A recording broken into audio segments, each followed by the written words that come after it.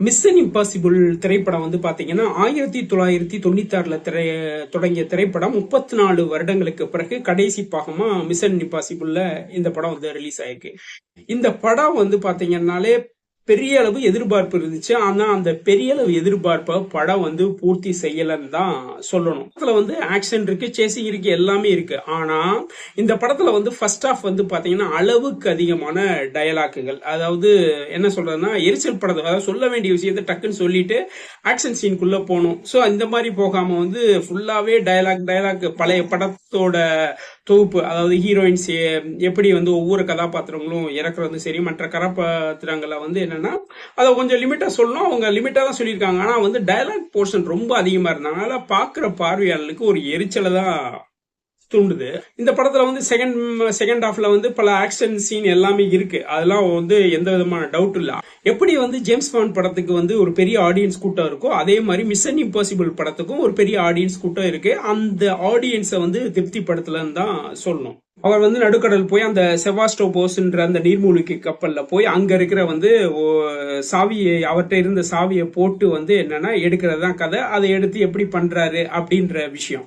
நீர்மூழ்கியில இருக்கும் அந்த சோர்ஸ் கோடை எடுக்கணும். ஸோ சோர்ஸ் கோடை எடுக்கிறதுக்கு இவர் எப்படி முயற்சிக்கிறாரு, அந்த சீன்லாம் பார்த்தீங்கன்னா நல்லாவே பண்ணியிருப்பாங்க. அதாவது கடலுக்குள்ள அவர் போற சீனும் சரி, ஸோ அதுக்கான விஷயங்கள் எல்லாமே ப்ராசஸ் எல்லாம் வந்து ஒரு ஹீரோன்ற முறையில நல்லாவே பண்ணியிருப்பாரு. இந்த படத்துல அவருடைய டாம் குரூஸோட உழைப்பு வந்து நல்லாவே தெரியும். இதுல வந்து கார் சேசிங் சீனாவும் சரி, ஒரு பேசிக் ஃபைட் சீனாவும் சரி, ஒரு அண்டர் வாட்டர் சீனாவும் சரி, இதெல்லாம் வந்து பாத்தீங்கன்னா டாம் குரூஸோட உழைப்பு வந்து மிக அதிகமா இருக்கும்.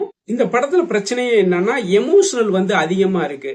இந்த படத்துல ஆரம்ப சீனே வந்து நாட்டுக்காக அவர் செய்த தியாகங்களை அமெரிக்க அதிபர் வந்து சொல்ற மாதிரி இருக்கும். அது வந்து ஒரு நல்ல ட்ரிபியூட்டா இருக்கும். ஸோ அந்த சீன்ல இருந்து வந்து ஸ்டார்ட் ஆகுது. அதாவது நம்மளுக்கு என்னன்னா மிஷன் இம்பாசிபிள் படம்னாலே ஒரு ஆக்ஷன் படம், அதை வந்து கரெக்டா கொடுக்கணும். இவங்க வந்து எமோஷனல்ல கொடுக்குறாங்க. டயலாக் சொல்ல வேண்டிய விஷயங்களை வந்து ஈஸியா சொல்லிட்டு போகணும். அதை இல்லாம வள கொலன்னு சொல்றப்ப வந்து ஆடியன்ஸ் வந்து திரும்பி பார்க்க மாட்டாங்க படத்தை.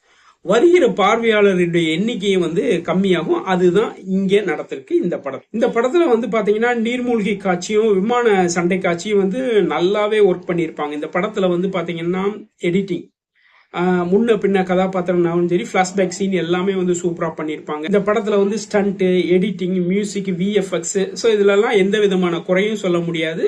டாம் குரூஸ் எப்படி உழைச்சிருக்காரோ அதே மாதிரி வந்து மற்ற பக்கபலங்கள் எல்லாமே வந்து நல்லாவே பண்ணியிருப்பாங்க. படத்துல என்ன ஒரு இதுன்னா என்டிடியை பத்தி வந்து ஈஸியா சொல்லியிருப்பாங்க. இந்த படத்துல என்டிடிவி பத்தி புரிய வைக்கிறதுக்காக வந்து அத சம்பந்தமா வந்து விரிவா பல காட்சிகள் சொல்லியிருப்பாங்க.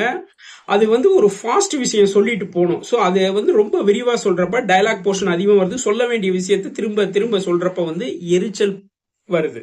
படத்துல வந்து டாம் குரூஸோட தோற்றம் வந்து அவருடைய முகத்துல வந்து வயசு தெரியுது. ஸோ நம்மளுக்கு வயசு தெரிஞ்சாலும் அவர் ஓடுறாருன்னா நம்மளும் ஓடுறோம், அவர் தண்ணியில குதிக்கிறாருன்னா நம்மளும் குதிக்கிற மாதிரி இருக்கு, அவருக்கு மூச்சு தரனா நம்மளுக்கும் மூச்சு தருது. அப்படிதான் இதுல காட்சி அமைப்பு எல்லாமே நல்லா பண்ணியிருக்காங்க. ஸோ அதெல்லாம் நம்ம வந்து குறையே சொல்ல முடியாது. படத்துல வந்து என்னன்னா வில்லனுடைய கதாபாத்திரங்கள் வந்து பெரியதா வந்து ஈர்க்கல. ஏதோ வந்து பேருக்கு பண்ண மாதிரி இருக்கு. சரி, ஒரு வில்லன்னால எப்படி ஒரு பிரம்மாண்டம், அவனுக்குன்னு ஒரு பிரம்மாண்டம் கொடுக்கணும், அந்த பிரம்மாண்டம் இல்லை. ஏதோ சப்புன்னு அவனுடைய இறப்பு கூட வந்து ஒரு அவ்வளவு பெரிய விமான சாகசம் முடிஞ்சு ஒரு சப்புன்னு முடிகிற மாதிரி தான் இருக்கும். ஒரு திருப்தியற்ற ஒரு விஷயமா தான் அது இருக்கு. இந்த படம் வந்து பாத்தீங்கன்னா ஒரு ஏமாற்றம் தரக்கூடிய ஒரு ஆக்ஷன் படமா தான் இருக்கு.